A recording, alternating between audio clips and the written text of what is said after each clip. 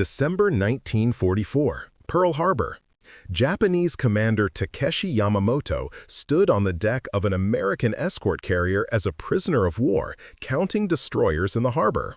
47 visible at once, with sailors casually mentioning more back in San Diego, Norfolk, Boston.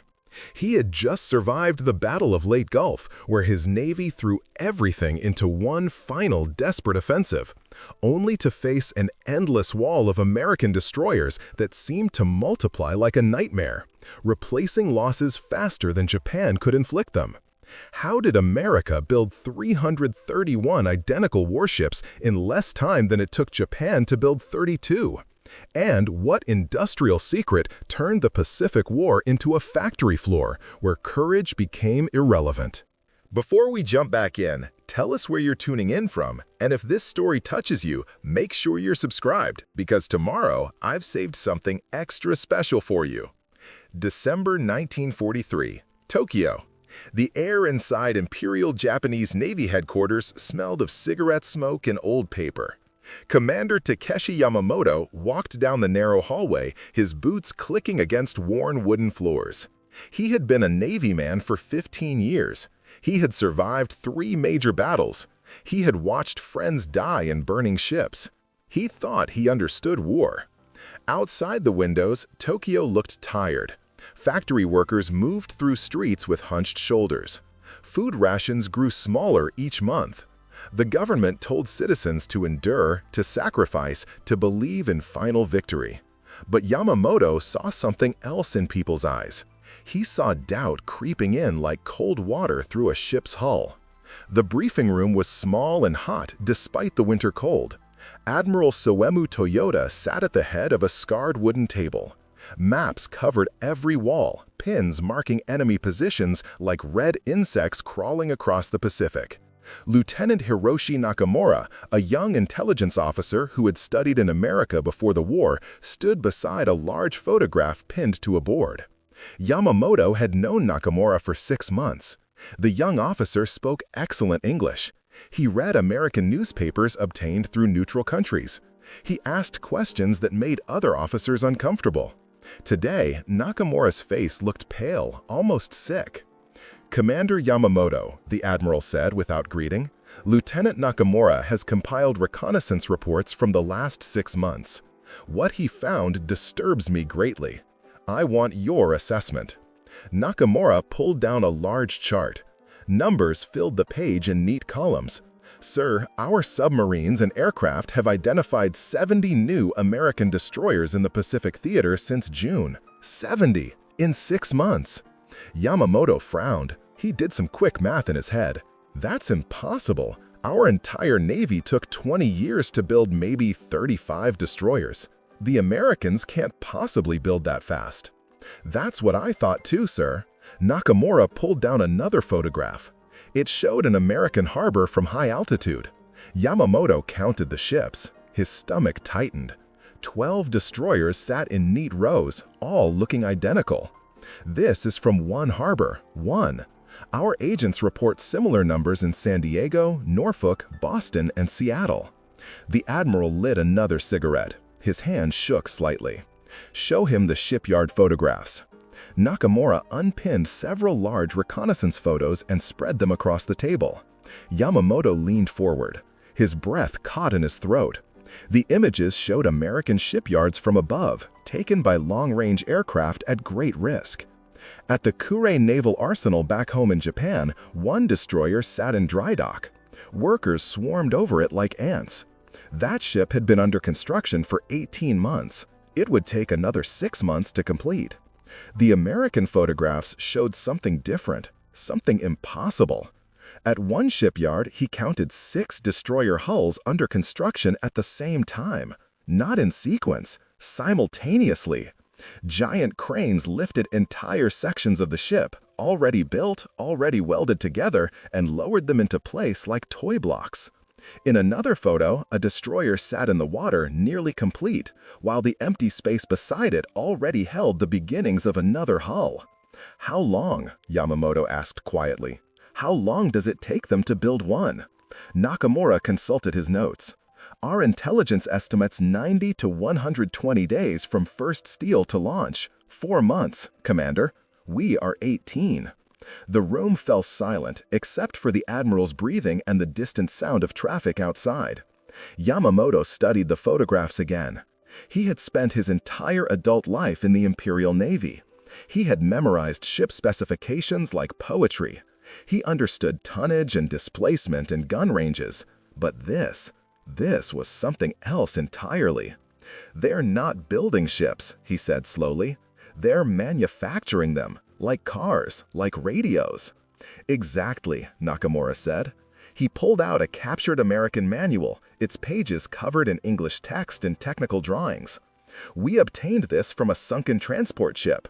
It's a maintenance manual for the Fletcher-class destroyer. Look at this section. He pointed to a page showing a parts diagram. Every component had a number.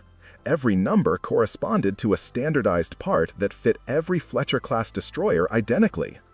If a radio breaks on ship number 50, Nakamura explained, they can use the spare radio from ship number 100. Everything is interchangeable. Everything is standardized. They designed these ships to be built by workers who have never built ships before. Yamamoto felt something cold settle in his chest. Who builds them? Women, sir. Older men. People who would never be allowed near our naval arsenals. The Americans train them in weeks and put them to work with welding torches and riveting guns. They work in 3 shifts, 24 hours a day.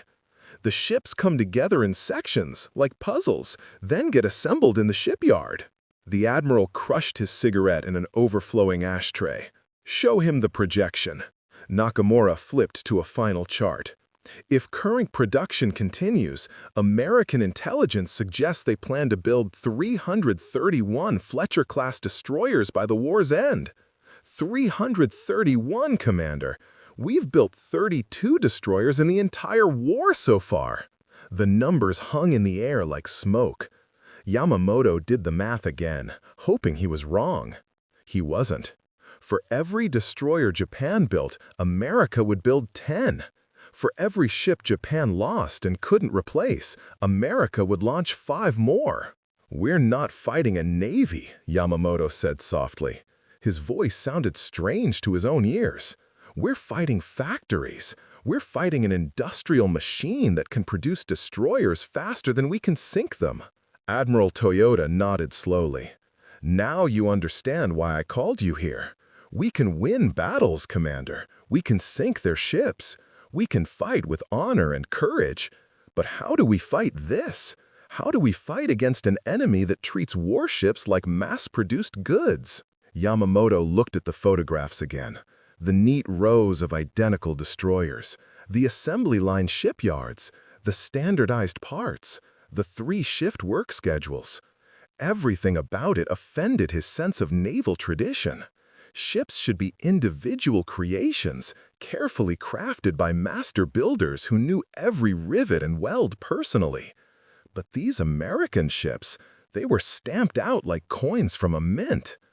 And that, Yamamoto realized with growing horror, was precisely why they would win. Preparing and narrating this story took us a lot of time, so if you are enjoying it, subscribe to our channel. It means a lot to us. Now, back to the story. 3 months later, Yamamoto stood on the bridge of his destroyer, the Akatsuki, cutting through dark water near Guadalcanal. The night was thick and moonless.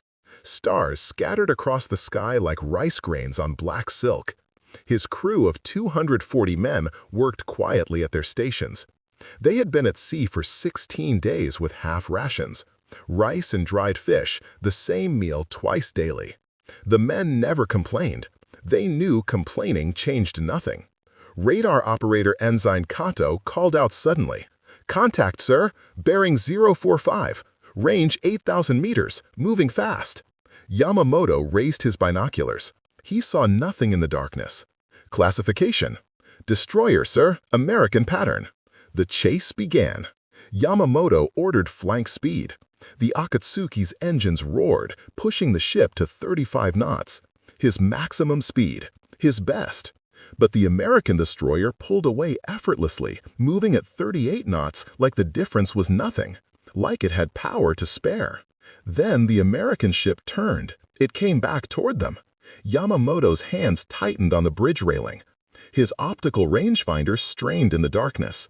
He could barely see the enemy vessel, just a shadow against darker shadows. His gunners waited for visual confirmation before firing. That was how naval combat worked. You saw your target, you calculated range and bearing, you fired. The American ship opened fire first. Shells screamed overhead. Explosions erupted in the water, closer than they should be. Too accurate for night combat, too precise for blind firing. "They're using radar for targeting," Lieutenant Nakamura said beside him. He had requested sea duty to understand what intelligence reports really meant. Now he understood. They can see us electronically. They don't need moonlight or searchlights. 5 guns fired from the American destroyer. Yamamoto counted the muzzle flashes. His ship carried 6 guns, but they were older models, designed for surface targets only. The American guns could shoot at ships or aircraft, dual purpose, more flexible, more efficient. The engagement lasted 12 minutes. Yamamoto maneuvered hard, dodging and weaving. His crew performed brilliantly. But every time his gunners acquired a visual target, the American ship vanished behind smoke or distance. Every time Yamamoto thought he had an advantage, radar-directed shells bracketed his position. He was fighting blind against an enemy who could see in the dark. Finally, the American destroyer broke off. It didn't run, it simply left, having accomplished whatever mission brought it here. Yamamoto watched it disappear over the horizon at 38 knots. His ship could not catch it, could not escape it, could only survive by luck. Lieutenant Nakamura checked his notes in the red glow of the chart table light. "That was probably the USS Fletcher, sir, hull number DD-445, the first of her class. We've identified her operating in this area." "One ship," Yamamoto said quietly. "They have 300 more coming." 2 weeks later, through intelligence channels and neutral sources, more information arrived. Nakamura brought a stack of materials to Yamamoto's cabin. Translated documents, photographs from Swedish journalists, newsreel footage obtained from Switzerland. Evidence of an industrial capacity that seemed impossible. "Look at this, sir," Nakamura said, spreading papers across the small desk. "This is a training manual for American shipyard workers. It assumes the worker has never built ships before. It teaches them one specific job, just one: welding this particular seam, installing this specific pump. The worker doesn't need to understand the whole ship, just a small part of it."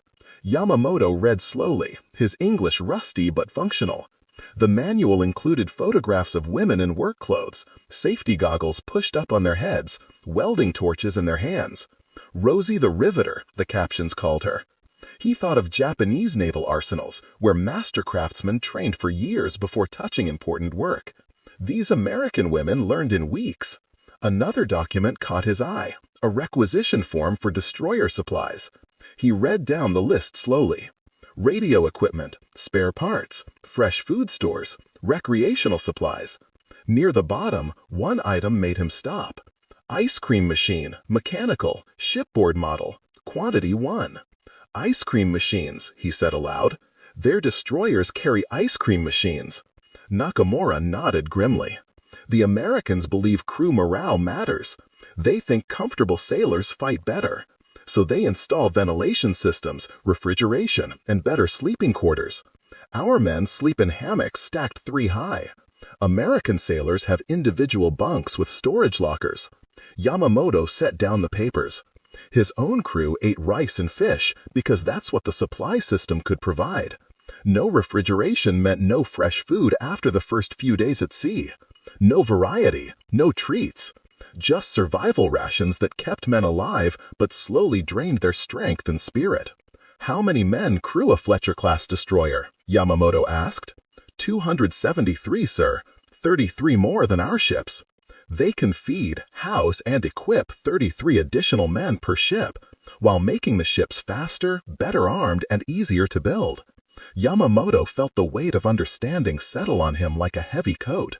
They don't see their sailors as expendable. No, sir. American doctrine emphasizes bringing men home alive. They design ships with damage control in mind, watertight compartments, fire suppression systems, redundant equipment. If something breaks, they have backups. If a section floods, they seal it off and keep fighting. Yamamoto thought of Japanese naval doctrine: offensive spirit, aggressive action, victory or death.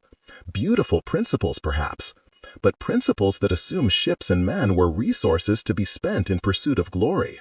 The Americans thought differently. They treated ships as replaceable and men as valuable. They built ships that could be sunk without shame, because new ones would arrive in 90 days. But they worked very hard to keep their sailors alive. That night, alone in his cabin, Yamamoto poured himself a small cup of sake, rationed like everything else. He thought about the destroyer he had fought near Guadalcanal. That ship was already back at some American port, refueling, rearming, loading fresh food and supplies. Its crew was eating hot meals and sleeping in bunks with mattresses. Its ice cream machine was making dessert. His own crew slept fitfully in their hammocks, hungry, tired, knowing that each patrol brought them closer to death in a war their nation could not win. Not because Japanese sailors lacked courage, but because courage could not weld steel faster. Courage could not mine iron from mountains Japan did not have. Courage could not build destroyers in 90 days using standardized parts and assembly line techniques. Yamamoto looked at the photographs again. 6 destroyers under construction simultaneously. Workers in 3 shifts, 24 hours daily. Women and elderly men building warships. Every ship identical, every part interchangeable, every system designed for mass production. The Americans had industrialized warfare itself. They had turned naval combat into a math problem.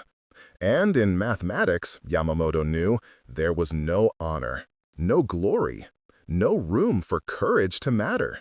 Just numbers. Production capacity, replacement rates, industrial output. Japan was fighting the wrong war with the wrong philosophy against the wrong enemy. And every morning, in American shipyards, more destroyers slid into the water. Unstoppable, inevitable, like a tide that could not be turned back. October 1944, the Battle of Leyte Gulf. Yamamoto's destroyer was part of Japan's final great naval offensive, throwing everything into one desperate gamble. If they could destroy the American landing forces in the Philippines, perhaps they could force a negotiated peace. Perhaps courage and sacrifice could still matter. The morning started with hope. Japanese warships steamed toward their targets in formation. Then the American destroyers appeared. Not dozens, hundreds. They materialized from every direction like wolves surrounding prey. Yamamoto counted them through his binoculars until he lost track. 50? 70? More kept coming over the horizon. The battle became chaotic. Japanese ships fired desperately. American destroyers darted in and out, launching torpedoes, firing guns, creating smoke screens. Yamamoto watched the USS Johnston, a single American destroyer, charge directly at Japanese battleships. Suicidal bravery. The kind of attack Japanese doctrine praised. But Johnston fought with confidence, not desperation. It fought knowing that even it died, 100 more destroyers waited behind it. Then night fell. Complete darkness. No moon. Yamamoto ordered his searchlights ready, waiting to illuminate targets. But the Americans never turned theirs on. They fought in total blackness, guided by radar. Shells arrived from invisible ships. Yamamoto's gunners fired at muzzle flashes, hitting nothing. The Americans hit everything. An explosion ripped through the Akatsuki's engine room. Yamamoto felt the deck tilt beneath his feet. Fire erupted amidships. Water rushed into breached compartments. His damage control teams fought bravely, but Japanese ships were not designed to survive such punishment.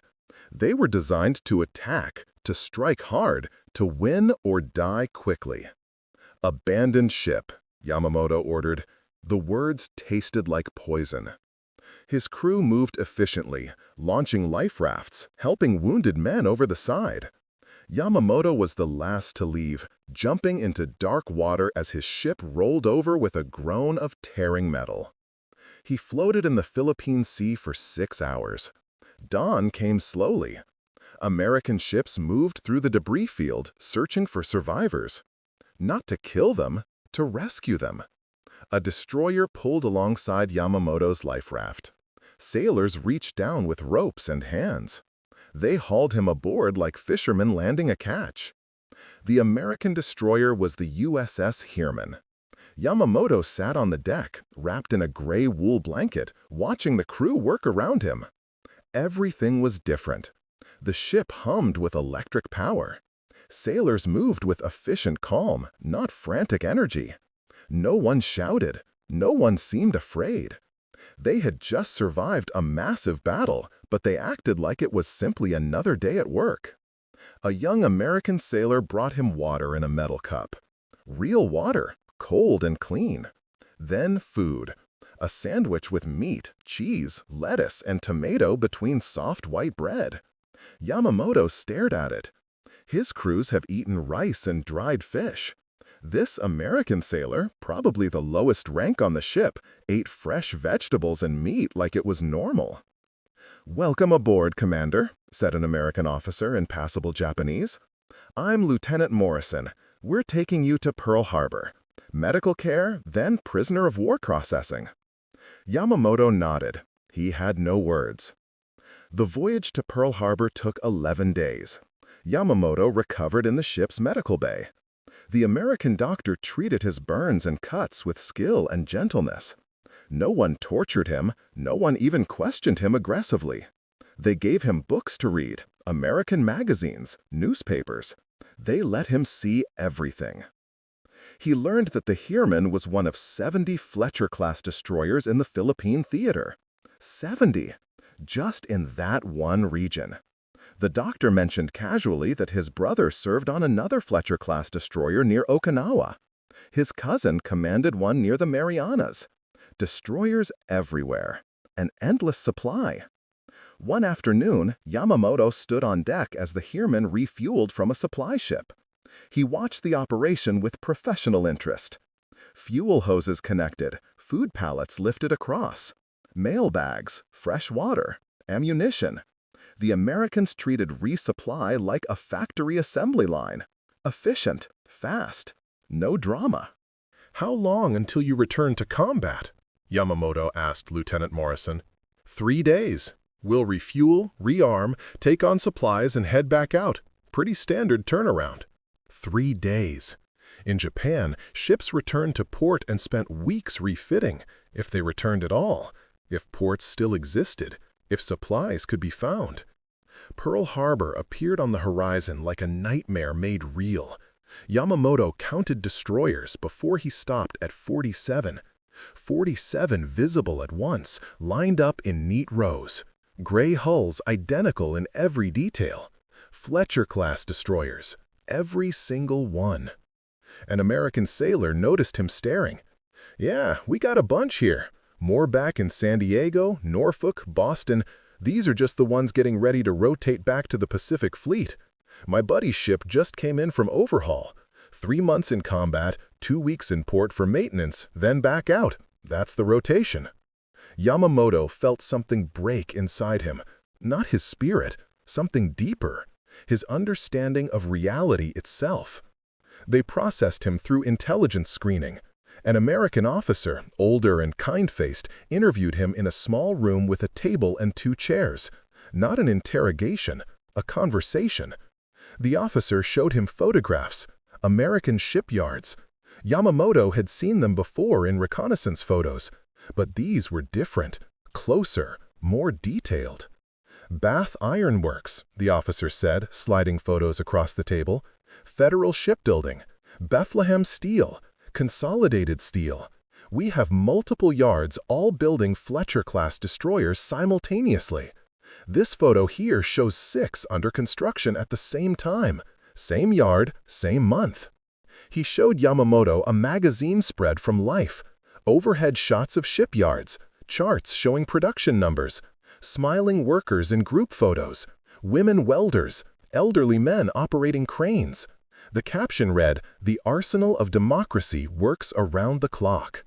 "Commander," the American officer said gently, "your Navy is brave, truly. The Johnston survivors told us about your ship's fighting spirit. We respect that. But bravery doesn't weld steel faster. Courage doesn't mine iron from mountains you don't have." That night, alone in his cell at the prisoner of war camp, Yamamoto wrote in a notebook they had given him. He wrote in Japanese, knowing they would read it later but not caring. December 1944. I have seen the truth our leaders could not speak. America does not win through superior spirit. They win through superior logistics. Their destroyers are not ships. They are industrial products. Standardized, efficient, endless. We built destroyers as individual works of art, 18 months each, skilled craftsmen, custom fittings. They build them like Ford builds trucks. When I toured the naval arsenal at Kure, it was sacred ground. When I see photographs of their shipyards, I see factories, just factories. Most profound, they see no dishonor in this. To them, efficiency is honor. Bringing sailors home alive is victory. They designed destroyers that could be built by women and old men while their warriors fought, and they feel no shame. We mistook abundance for weakness. We thought comfort made them soft. We were wrong. A nation that puts ice cream machines on warships has already won. He set down his pen. Through the window, he could see Pearl Harbor in the distance. Lights blazed across the naval base. Ships moved constantly. Cranes loaded supplies. Even at night, the industrial machine never stopped, never slowed, never rested. Yamamoto understood now. Japan had fought with the weapons of the past century. Honor, tradition, individual craftsmanship, warrior spirit. Beautiful concepts that meant nothing against assembly lines and standardized parts and 3-shift work schedules. The Americans had discovered something Japan refused to see. Modern war was not won by the sharpest swords. It was won by the factories that produced thousands of adequate swords faster than the enemy could break them. Autumn 1946. The train from Yokohama to Yamamoto's village moved slowly through a broken landscape. He pressed his face against the dirty window and saw cities reduced to rubble. Factory walls stood like hollow teeth. People walked through streets with empty eyes and hungry faces. The contrast burned in his mind. He carried American Red Cross supplies in his bag, chocolate bars, canned meat, powdered milk, gifts from the prisoner of war camp that filled him with shame, because they represented more food than his neighbors had seen in months. His village appeared unchanged at first glance. Then he noticed the missing roofs, the burned temple, the empty shops. His house still stood, damaged but repairable. His wife Keiko waited at the door, thinner than he remembered. She touched his face like he might disappear. Their 12-year-old son Hiroshi stood behind her, studying his father with cautious eyes. That night, neighbors came to hear about the war. They sat in his small front room. 20 people crowded together. They asked careful questions about America, about captivity, about whether the stories were true. Yamamoto struggled to find words. How could he explain that the enemy treated prisoners better than Japan treated his own citizens? How could he describe ice cream machines on warships while children here ate grass soup? "Did they torture you, father?" Hiroshi asked suddenly. The room went silent. Yamamoto looked at his son's thin arms and hollow cheeks. "No," he said quietly. "They fed me better than you have eaten in 4 years." The neighbors left soon after. The truth was too painful to hear. In 1952, Yamamoto taught at the reformed Japanese Naval Academy, now called the Maritime Self-Defense Force. He stood before young students and showed them the photographs he had kept. American shipyards, Fletcher-class destroyers in vast numbers, assembly line construction techniques. The students stared with fascination and confusion. "Could we have won, Sensei?" a student asked. Yamamoto considered the question carefully. We lost the moment we believed spirit could defeat productivity. The Americans understood what we did not. Modern war is won in factories before it is fought on seas. They built 331 destroyers while we built 32. Not because their workers were braver, because their system was better. By 1975, Yamamoto was 73 years old. NHK Television interviewed him for a documentary about the war's 30th anniversary. The young interviewer asked the question everyone wanted answered. What did you learn from the Americans? Yamamoto sat in his small house, tea cooling in the cup before him. Outside the window, modern Japan bustled with cars and commerce. Factories hummed. Ships carried exports worldwide. The economic miracle everyone talked about. He knew where it came from. "I learned that we fought the wrong enemy," he said slowly. "We thought we battled American sailors. Instead, we fought American industry. Detroit, Pittsburgh, Oakland. Those 331 destroyers each arrived with trained crews, standardized parts, and efficient supply chains. We could not compete because we fought yesterday's war with yesterday's thinking. But I learned something more important. A nation's strength is not just warriors' courage, but citizens' productivity. American destroyers were built by women, old men, and minorities who saw factory work as patriotic duty. Our system never trusted civilians with such responsibility. When I see modern Japan, our factories, our efficiency, our economic success, I see what we learned from defeat. We took their lesson. Honor in productivity, strength in standardization, victory in bringing people home. Those 331 destroyers taught me the mightiest weapon is not the sharpest sword, but the factory producing thousands of swords. That is what I could not see from my destroyer's bridge.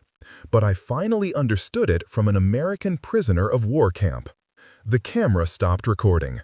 Yamamoto sipped his cold tea and looked out at Yokosuka Harbor, where a modern Japanese destroyer slid into the water.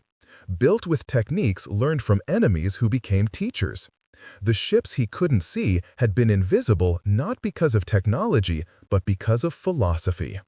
By the time he understood, the war was already over. Up next, you've got 2 more standout stories right on your screen. If this one hits the mark, you won't want to pass these up. Just click and check them out. And don't forget to subscribe and turn on the notification bell so you don't miss any upload from us.